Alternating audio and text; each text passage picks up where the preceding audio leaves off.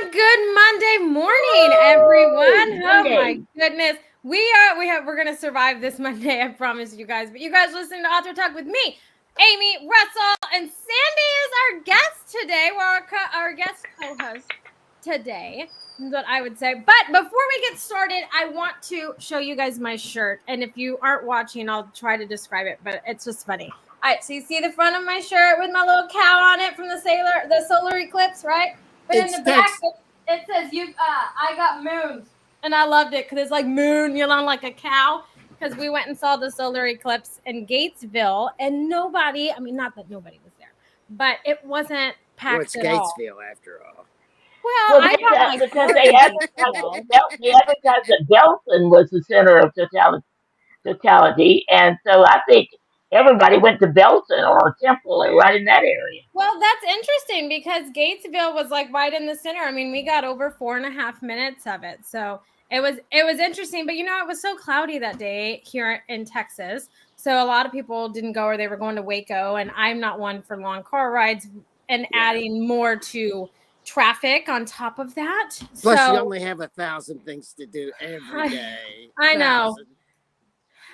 So I was lucky that Josh came home and he was like, "We're going." I was like, "Okay, yeah, we are." And so that's what we did. And it was a fun experience. The girls loved it. We have videos of it.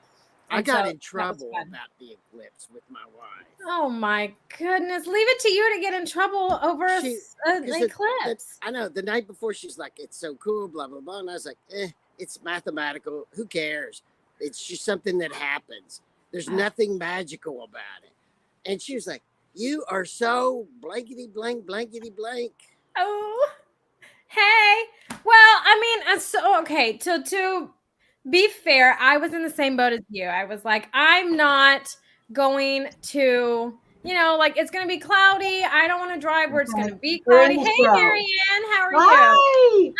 So Hi, Sandy. Hi, Russell. I was kind of just like, well, I don't, I don't want to do that kind of thing. But it is like a once in a lifetime to come through Texas while I'm alive and my kids will see it again. There's going to be eclipse every few years. But Russell, but I'm not going to drive to different states. Russell, it's 200 years before it comes back to Texas. Yeah, every year something in the sky happens, and they say, I know, but it for me was, I'm not going to drive to another state. Like, I remember, Sandy, when you and David did it one time. We drove to Nashville. Yeah, and I was like, I'm not going to do that ever. So the fact that I only had to go an hour and a half away was great, David just drove to Nashville because he wouldn't go to Nashville. I mean, I agree with you 100%. But you guys, so to talk about weekends, I know I kind of started early. I'm sorry. I will summarize mine really quick so you guys can go. I did a book launch on Tuesday that held the #1 spot. It was the highest priced ebook to hit #1 for me in the time in which I've been doing that. And it held #1 for over 15 and a half hours. So it was a big, exciting thing. The Last Magdalene by Donna D. Conrad is the book that has come out and has been a success. There has been some hiccups with it, which has stressed all of us out, which has made it even more fun and learning. It's always a learning experience, right? Things are changing. We all have love-hate relationships with Ingram, and this one is definitely more of a dislike than a love this come around. But it's all going to get fixed, and the book's out, and it hit #1, and it's a wonderful thing. So if you haven't gone and checked it out, make sure that you do. It is a beautiful story. It is a historical biblical fiction is the right way to label it. So make sure you go and do that. And this weekend was full of surprise house visits of people wanting to come and look at my house, and Amy just getting her shit together and making this house look presentable to make it happen. Okay. So are you going to rent your house to a bunch of college young No, kids? and I strictly put on my thing, no college kids, because I just have issues. So, That's so funny when college kids grow up and become adults. They don't want college kids to rent their place. No, and it's more of like if someone that I know or in my neighborhood vouches for one, then that's different. but just right out of the get-go, just because I have taken care of my property and I don't want a toilet or something ended up in my backyard because I'm sure they're going to party, and I don't want complaints from my neighbors and all of this. So I am trying to do the adulting thing. Okay, it's difficult at times, but I'm trying. So that's what my weekend was. I'm single parenting it this week, which is why I am a huge mess and fluster this morning. But hey, you know what else is new? But you guys both had exciting weekends, and I really want to dive into them. So I don't know who wants to go first, so I can get photos ready. But whoever I'm wants to going to go. be the nice one and let Russell go through. All right, Okay. all right, Russell. So I've got a lot of things to say today. I know. Well, hurry up, get going.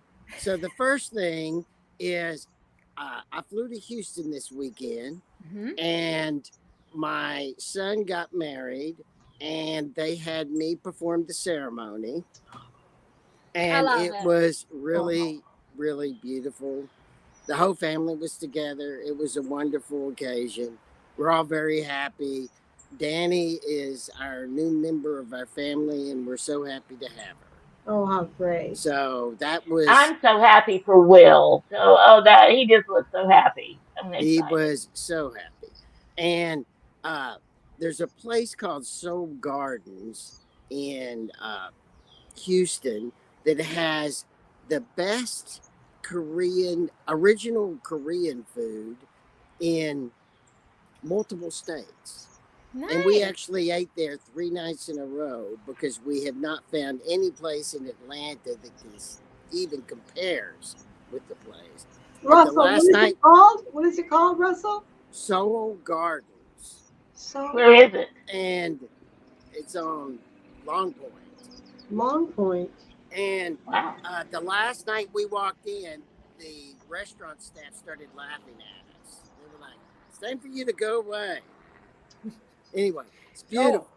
So the other thing I want to talk about is something that Amy and I got in an argument earlier in the week about, and I thought this is really something that we should talk about on our show. And that is, we're working on a new cover for my first book that's coming out before the second book's coming out. We're reissuing it. And Amy liked this particular picture of Marilyn on the cover in this very elegant dress. Oh, I loved it. The lighting was so the lighting is beautiful in that picture. It was great. But I was listening to myself after I got off the phone with her, and I was in this wacko author emotional tantrum because I was not yelling, because you don't yell at Amy, because if you do, bad things happen.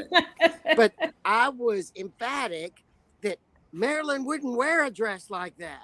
Blah, blah, blah, blah, blah, blah. And then I hung up the phone and I started laughing to myself. You know, that's such an author. We get so into our characters. We know what kind of clothes they wear.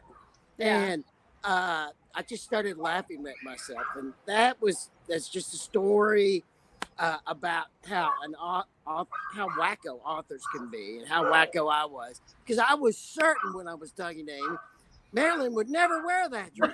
You were very adamant. You're like, no, Amy, it's that's too fancy of a dress. I was like, but Russell, the lighting and it like makes her look like sultry. And he was like, it's no. True. I'm like, okay, it's true. It's all true. And it was a great discussion. And the last thing I want to talk about, I want to rotate to after we talk about the other 2 weekends. Okay, perfect. Sandy, do you want to go? Do you have my picture? You know it. I'm prepared, more prepared than I seem. I do have it. And I have the shirt on now. Oh, yay! That's my 6-year-old grandson. His birthday was this weekend. And we took him to the zoo because he is the most obsessive person or kid I've ever seen over animals. Oh. And so we took him to the zoo. Now, we thought this would be the highlight of his life forever. And we get there, and all he wants to do is go to the reptile exhibit, which is where the geckos and the iguanas and the snakes, all that is. And we're like, don't you want to see the elephant? Do you want to see the giraffe? No, I want to see the reptiles. And so when I realized it's not all animals he's crazy about, it's these little ones that crawl on the ground that he catches all the time. But anyway, when went to Mexico on vacation, I bought he and I matching shirts. That's a little chihuahua in case you don't recognize it. Oh, And so we wore them to the zoo together. It was a surprise for him. He didn't know I had a shirt like his. We wore them to the zoo, and we get back to my house. We were having cake and ice cream, and I'm like, James and I were twins today, weren't we? And he looked at me in the most precious words I've ever heard. He said, "You and I are forever twins, Grandma." oh, I I'm love like, "Oh my it. I do have a God!" question though. Gosh. About my trip, my weekend. It's so typical of me. So in the picture, what's he mad about? Well, he was upset that I know you can see it all over his face. we bought, everybody bought him something at the zoo store, and so one of the reptiles he loves is frogs, and somebody bought him a little frog, and he dropped it and broke it. Oh, So and stepped on it and broke his leg off, and he wanted to go back to the zoo right that minute and get him another frog, but that didn't happen. Well, it's But a good anyway, lesson in consequences. We all need them early. That we is do. like a silver lining way to look at it, Russell. Not I'm the fact such a that this cheerful child was person. having a meltdown and probably no one that was in the car or vicinity wanted to be near this child, but you were like, this is a great lesson in consequences. That is the silver lining. And I truly love that, because in the moment you're just like, I am sick of this. Like, so I And like and that. and Russell, look at it's Russell who's the contrarian is seeing the silver lining. I'm Even impressed, better, Russell. even better. Well, I'm a really sweet guy. You know that. Yeah, you Yeah, are. Sweet as sugar. Yeah. Marianne, what did you do this weekend? well, I was in a international speech contest, and I passed the fifth round. I didn't place or win, but it was a wonderful experience because I learned so much from so many professional speakers, and I got to meet so many great people. But my son and my granddaughter, I have a 2.5-year-old granddaughter.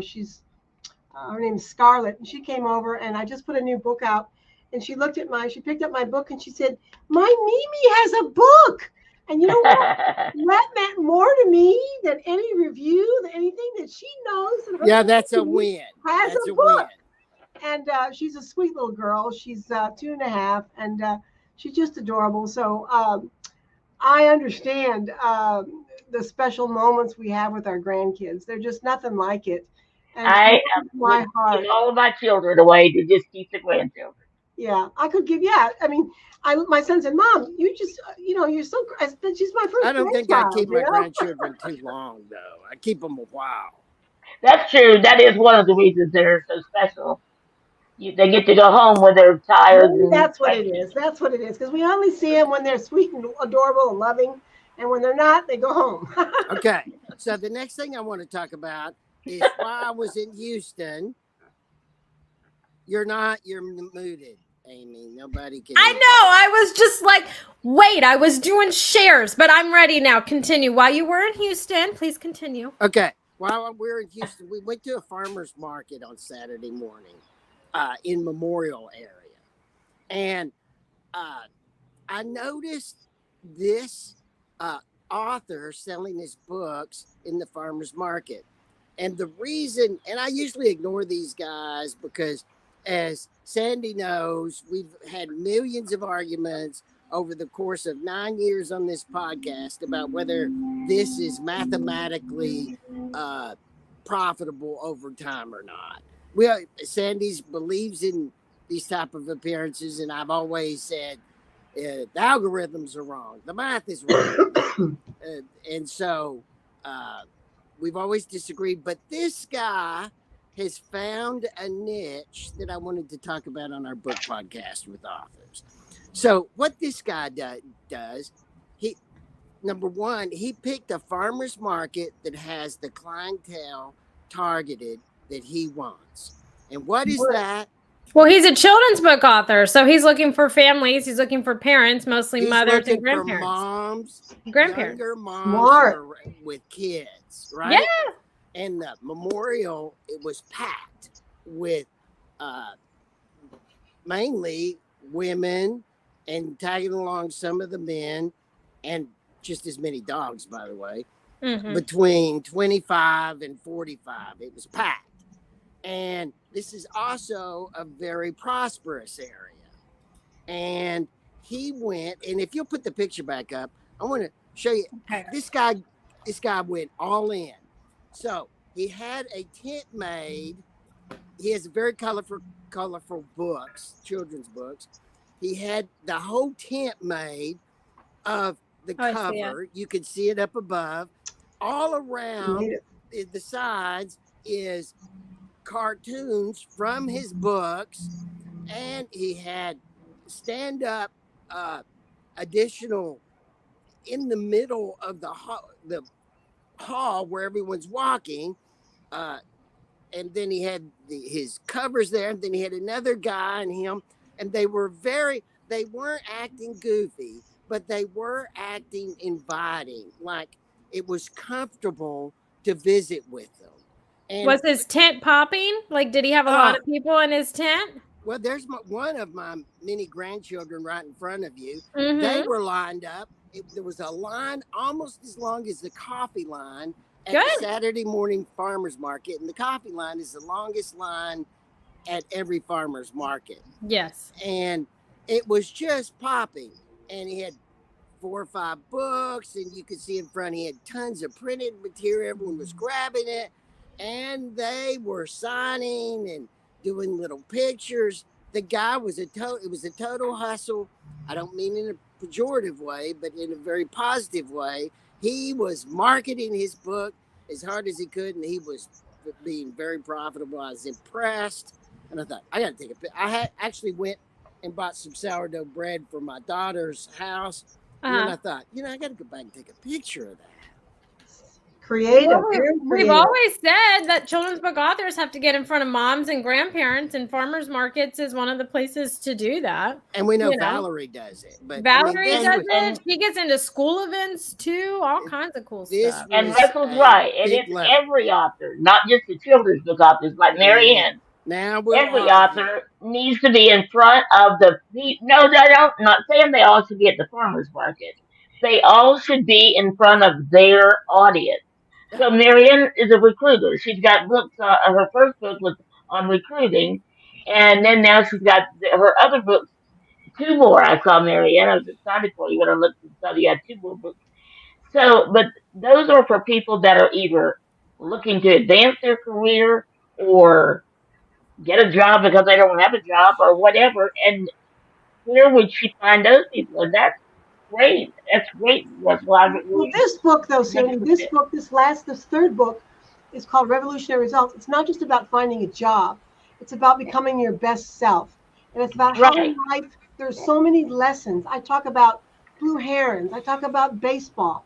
I talk about all different kinds of things. I don't just talk about finding a job. I talk about how in this life, okay, we have one life, and how do we make it? How do we become our best self?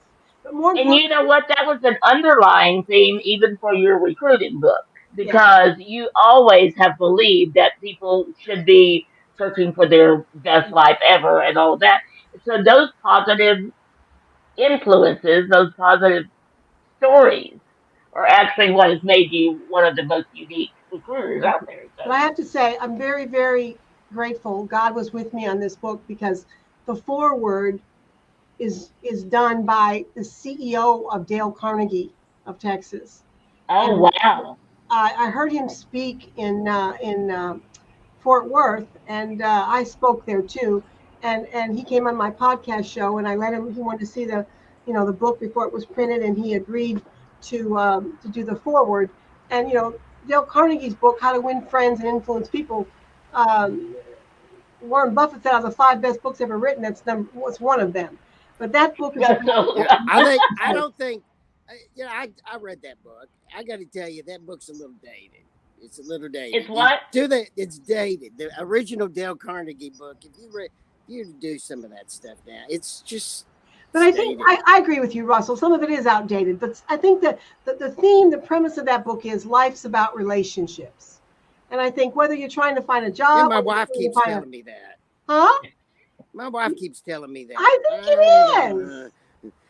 Before we get into the interview, though, I want to thank our podcast listeners. We're top 10 independent book podcasts in America. The truck's about to come up the hill, so I'm going to have to hurry. Thank you for listening to us. We're very humbled by it. If you want to watch us live, you can watch us on our Facebook channel. Amy, where can they find us on our podcast channel? Yeah, so you can find us anywhere that you can search for a podcast. My go-to is Amazon Music, Spotify, Good Pods, Apple, Google Play. I'm an Android user, so Google Play, Apple for all of you iPhone users. Anywhere else that you can think of that you listen to your podcast, those are just all of my go-tos, my everyday. If you want to watch us and engage and interact with us live, we are very animated. I know Russell doesn't sound it, but he's very animated. And I am today. I don't know why.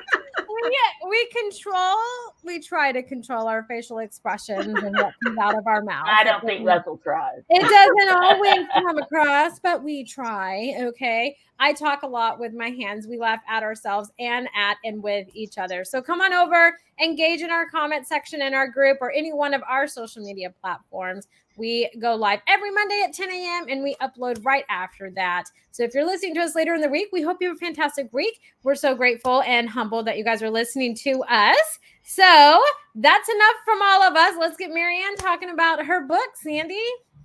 Yes, Marianne, I didn't know that you were going to be the guest today until Amy sent out the information, and I'm like, oh, good.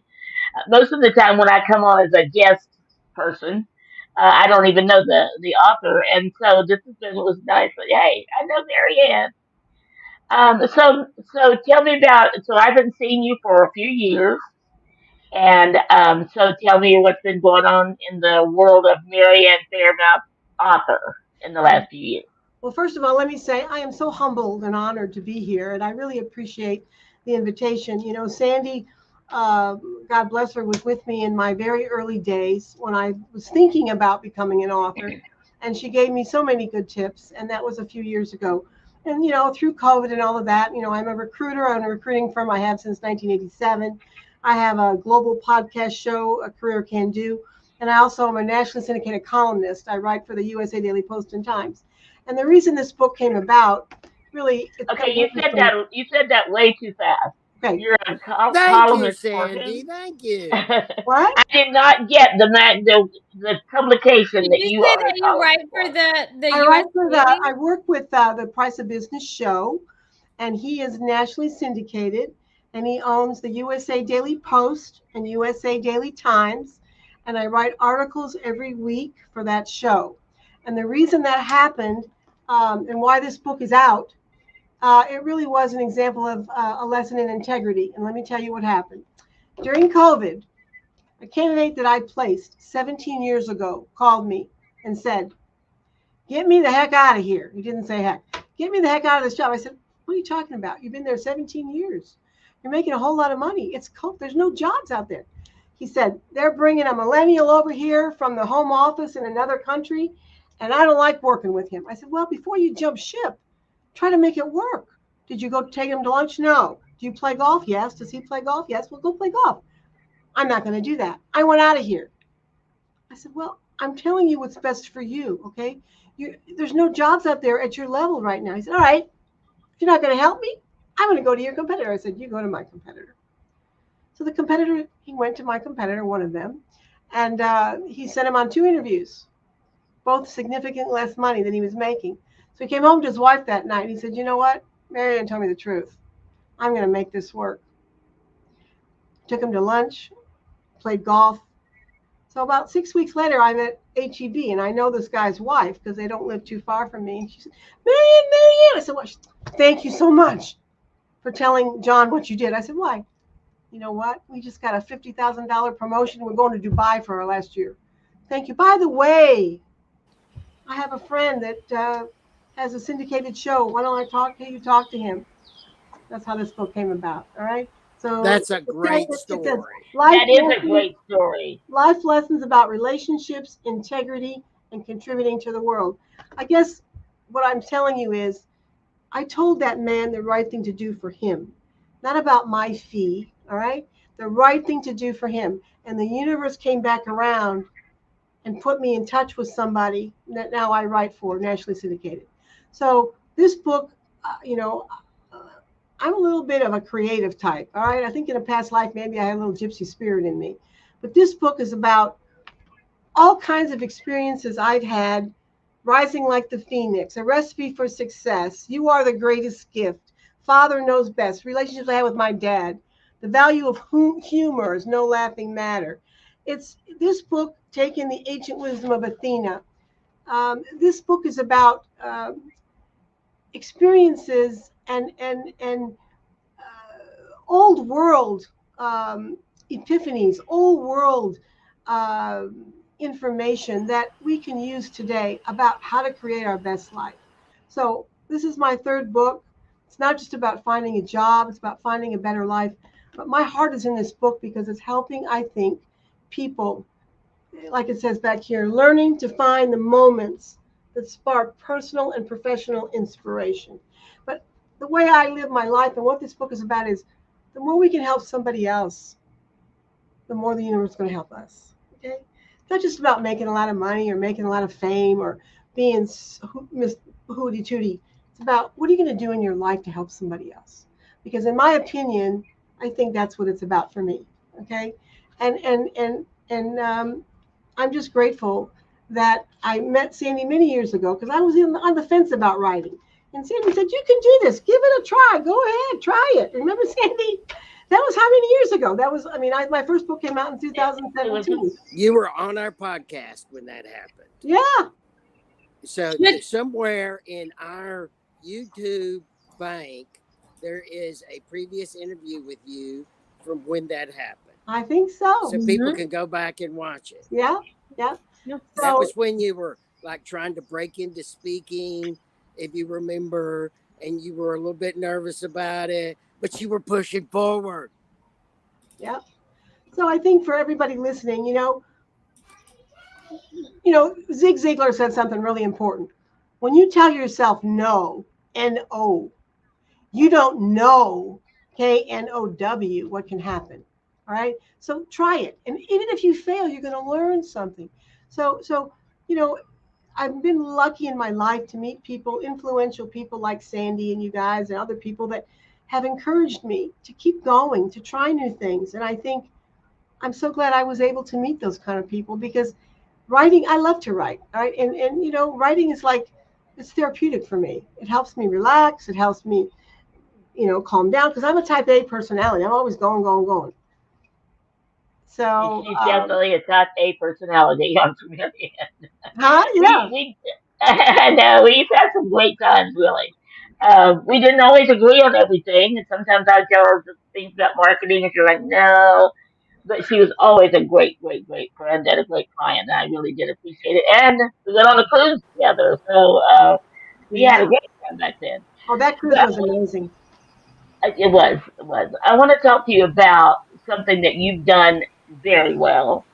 Now, one thing, you've done quite a few very well, but one thing that I just looking at your picture and the book pictures of the book covers on Amazon is your branding. So all of your books are revolutionary, recruiting, Reinvention and reinvention, and results. results. And they all look the same with just a few varying differences, but they have the same look to them. So how did you how did you do that? Well, I have to say, I have a wonderful developmental editor, and his name is Max Reagan. All right. And it was funny how I met him. Back in 2014, it had been a 3-year period. I lost my husband, my mother, my father, and my two best friends. And a girlfriend of mine said, "Why don't you take a class? It's called Writing for Healing. It's coming up on Sunday. Why don't you take that class?" So I Googled it and I took it, and I met Max Reagan. And he has really helped me with my branding. All right. And I guess it was, serendipity, who knows? But I have to say that I met someone that really listened to me and understand who I was and what I did. and he helped me with my branding. So that's how it all happened. Oh, that's great. Because one of the reasons I was mentioned that is because the person that did your cover design. Yeah, that's Mark Gillot. He's also outstanding. Mark Yes. Gillot is in Sedona area, and Max Reagan introduced me to Mark Gillot, and I actually went out there and sat with him and told him, because like this book, it's got the world on it and all different kinds of people around it, but Mark, in conjunction with Max and myself, sat down and helped me with my branding. So I have to say I was guided to some really good people. And I think that's a beautiful story. It's beautiful to look at the collaboration and the partnering that goes into publishing a book. I remember when Russell published his first book the first time.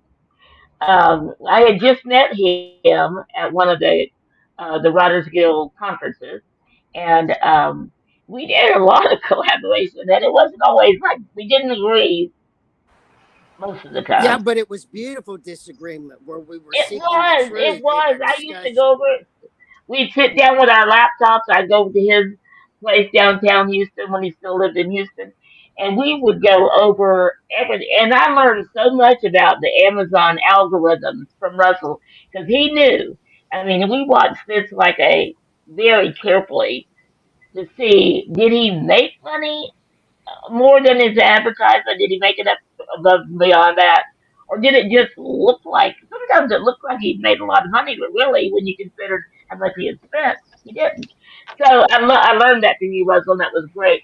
But we together, I had never actually physically put a book on Amazon before, Russell, and we did all that, and we were all there. I was great.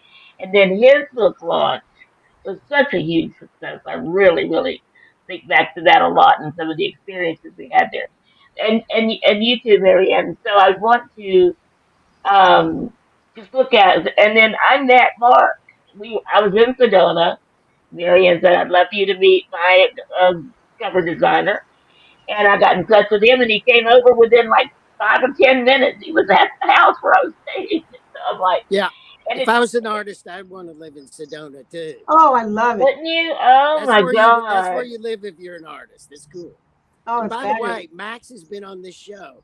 If you're listening and you want to actually reach back and listen to Max speak about what he does, you can actually look back in the YouTube history and find him on the show. Amy's looking around like she doesn't remember, but he's actually, I think, been on the show twice. He's been on the show, and then he did, when we were doing the Monday nights, he did a 6-week writing intensive. Right.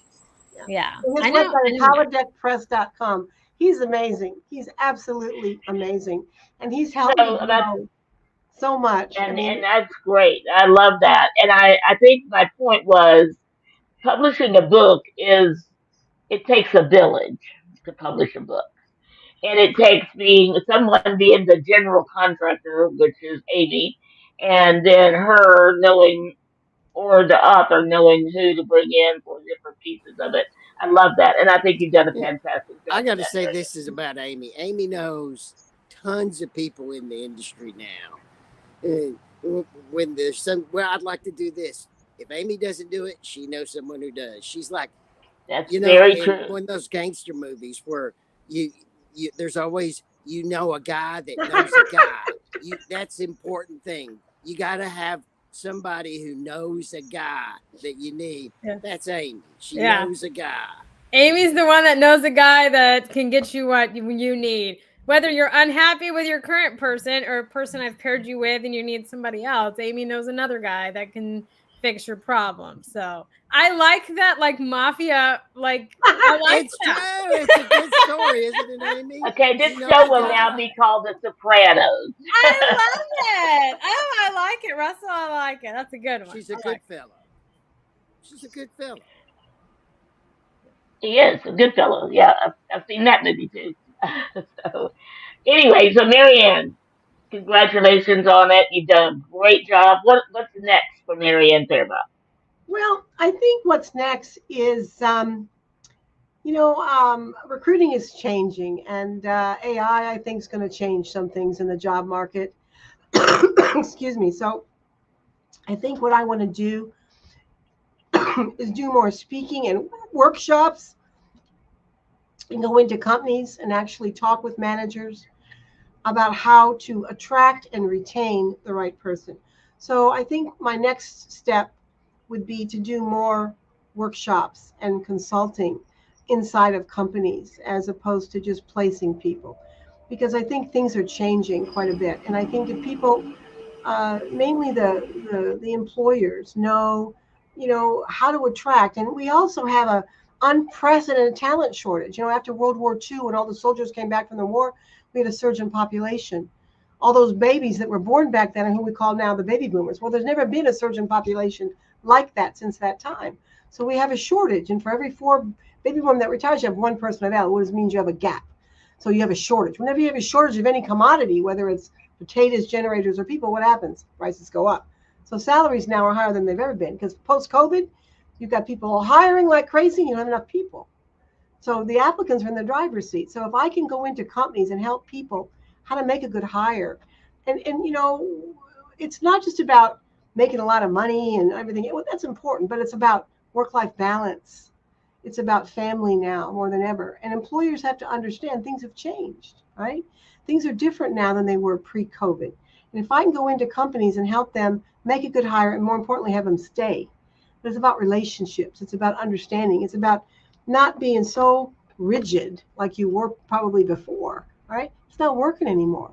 So that's the next step for me, is to do more in-person consulting, in-person workshops. I think if I can go into these companies and help them have better retention, I think that would be a win-win for everybody.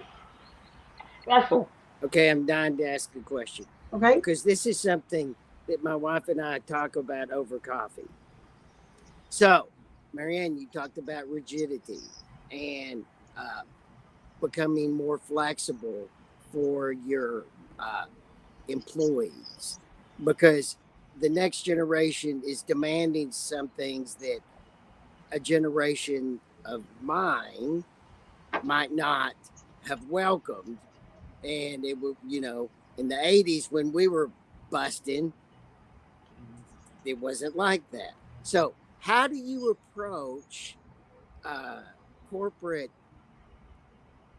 leaders about becoming less rigid? How do I you think do you that? have to tell them that it's not about the 9 to 5 or about being, it's about results. And I think you can look at a resume and look at the trends in that resume. If you see that person is an achiever and whatever they've done, they've accomplished and achieved, then more than likely they're going to bring it into the workplace. All right. So whether they come in at 5 and 8 at 8 and leave at 5, I think if you say to them, look, these are the job requirements. These are the results I'm expecting. If you can perform this and have, and bring me these results, flexibility is not an issue. All right. Okay, the other side of that coin is, how do you advise your clients? Because this is something I think people are starting to listen to on our podcast right now. They've kind of stopped to listen to. How do you advise your clients to explore if an employer would welcome their flexibility? Well, I think you have to say, you know what you're doing right now is not working. You have me in here because something's not working. So we have to look at other ways to do it. So let's explore some other options we might have available, because the reason I'm here today is because the way you're doing it isn't working. So what else can we do? All right. It's a little different. It's out of our comfort zone. But if it's going to produce results, and more importantly, if it's going to expand the platform and add to your bottom line, it's worth considering. And you get their attention, because that's the truth. All right. If Do what you you're doing, ever go ahead. do you ever have to say to someone, the definition of insanity is to keep doing the same thing and expecting a different result. Yeah, I think that's So, a really good point. I have said that before. I think that's yeah, true, Andy. And so many, I think it's fear. And I think, we're creatures of habit, and trying something new is a little bit out of our comfort zone. But like you said, the definition of insanity, that's great. I'm going to remember that, Sandy. The definition of insanity is to keep doing something over and over and it's not getting results. So, they wouldn't be having me there if everything was wonderful. So if it's not working, what else can we do? All right. It's a risk, it's a change, but it's worth it because what we got is not working. And the bottom line is, in my opinion, is we got to do things in a different way now because we have a whole different society, different levels of employees than we've ever had. And the old rules don't work. And people are afraid, all right? And I have had people say, well, Marianne, I'm not sure I want to do that. Okay, I understand it. But what are our alternatives? What can we do with what we've got that's not working? How can we make it work? If we've been telling me for the last 3 years since COVID, it's not working. So we have to try something else. What's the worst thing? Well, we tweak it a little bit, okay? So I think I think sometimes the solution is the hybrid maybe too, because so many people want to work remote. People don't want to come in every day. All right, so why don't we try hybrid? Why don't we try a little bit of both? So I'm into understanding the client and their needs. But at the end of the day, at the end of the year, we're looking at the bottom line. And we got to do things now with the new generation, the new work methods and attitudes that are going to work better.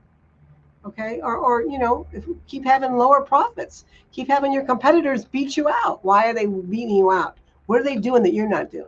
So when you talk like that, you talk about the bottom line, then they listen. I think. That was great. It was awesome. And I remember now one of the reasons you and I, our meetings would never be like a short meeting. We always had lots of stories and lots of things to talk Well, about. I don't think Sandy's ever had a short meeting. I It's a remember her person that, meetings with you, Russell, and I would come and sit at the table, and then you guys would start having a dynamic conversation, and it was awkward for the third person that had like honestly just met you like the first or second time, and I was just sitting there like, oh, there's tension, and those weren't short meetings either. So How'd you all meet? I'm just curious how you all met. How'd that all come about? How'd you all well, meet? that's what I was.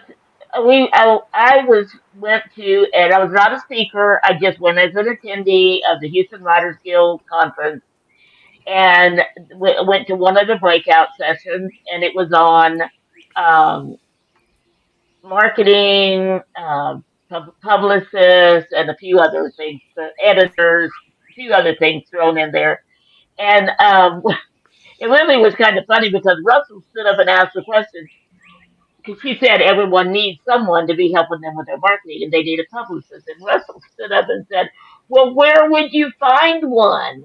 And I stood up and myself, and it's not my meeting at all, and I don't normally do that, but I did stand up and say, I don't know where to be, so you can find me, okay? I try to be at all these conferences and all these other things.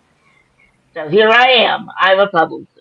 And he gave me his card, and we got together within a week or so afterwards. So that was, Yeah, it was one of the more interesting way to meet, I have to say. So we are almost out of time before Russell actually brings out his watch and shows me that we're out of time. Just want to say, Marianne, it's great to talk to you. Look forward to in the future. I don't know what you're doing about marketing all of your books, but I want to make sure you check out. I'll send you some information on it. That Rita Mills and I just started with Amy, working with Amy and Rita's daughter, a book award program called the Fire Award. And this will be a lot of marketing help with it for the mere fee of just submitting your book for, and I think it's $60 or something like that. So I'd love for you to submit one or all of your books. Oh, I would And love to. so I'll send you some information on it. The website is firebookawards.com, good and you job. can read all about it there. So, Yeah, and I need to call you too because I'm trying to do a book signing party. And Sandy, I'm getting so many rejections because I'm not with a major publishing house. I'm oh, self-published. absolutely. And I Absolutely. I need to call understand that. you to help me. Well, you need to Because call Amy for that because I don't do that anymore, but I do support Amy in anything that she does. And so I can, but call me and let's go have coffee though. I'd yeah, love to let's have do it. coffee with you. Okay. Okay. Thank you all so much. Before we go, Marianne, would you please tell people how they can contact you and find your books? Okay. I'm on Amazon, but you can also go to my website, fairmouth.com. That's FAREMOUTH.com. And also, twice a month, I do come out with a global podcast show called Career Can Do. I would love to have one of you on the show at some point. And I have professionals from all over the world on the show. The last one, the one's out today, is about travel and how travel makes you even more interesting at work and helps you in the job market. So, yeah, fairmouth.com is my website. All my information is on there. All my books are on there. My services are on there. And I just want to thank you all so much for allowing me the privilege today to be with you. It's great. And And I, and Marianne, would you tell Kevin Price I said hello? I haven't seen him in years, but I've been on his show several times. So. oh, I will. He's wonderful. I will tell him. Thank you all so much. Absolutely. Well, we already did closing questions, comments, and statements. I was all summed up into one. So you guys are throwing me for a loop this morning, which is not a first. Okay. It's been a loop-de-loop of a morning anyways. But Marianne, you are always so fabulous to have on the show. And I understand your struggle with trying to get book signing events. Slowly and sadly, book signing events for independent authors, if you are not a celebrity or a huge author name, are dwindling down, and they're having to host their own events by running out party spaces and sending out their own invitations. So that may be an avenue in which you have to go just because of the dwindling options that have become available for indie authors if you're not a celebrity name, because book signings are slowly going away. If someone tells you any different, they are lying to you, or they only work with celebrities and really big name authors, because book signings are going away. Virtual events and those kinds of things are coming back, and doing more things online, or a big part of a big author community like a festival or those kinds of things are more popular than book signings for independent and small press authors. So that's something to think about. So it's not, it's a doom and gloom kind of thing, and I'm sorry, but that's just how the nature of things are currently going. But you're always wonderful to have on. You are a wonderful resource, and your books are fabulous. So thank you so much, Marianne, for taking time out of your morning to come and hang out and party with us. Well, I thank you. And if there's anything I can ever do for any of you, or make any introductions or help any of you in any way, I'm always here, because it's all about how we can help each other. That's life's about, I think. So thank you all so much. Absolutely. Well, everyone listening now, later, and in the future, we hope y'all have a fantastic Monday, a great rest of your week. And until next Monday, bye for now, everybody.